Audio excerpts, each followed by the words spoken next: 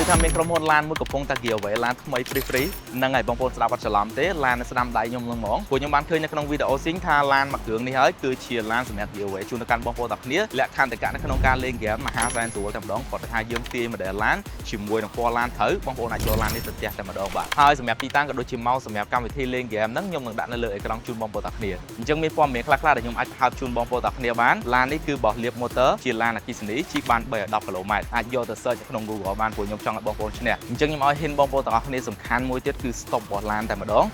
បាទនេះគឺជា mode stop ខាងក្រោយហើយឡាននៅក្រោមកណាត់ខ្មៅនេះពណ៌សក៏ប៉ុន្តែនៅក្នុងថ្ងៃលេងហ្គេមបាទអត់ប្រកាសថាគាត់ដាក់ពណ៌ហ្នឹងទេបងប្អូនតទាយខ្លួនឯងថាពណ៌អីហើយ hint ចុងក្រោយគឺតាក់ទងទៅនឹងតម្លៃឡានគឺ$14990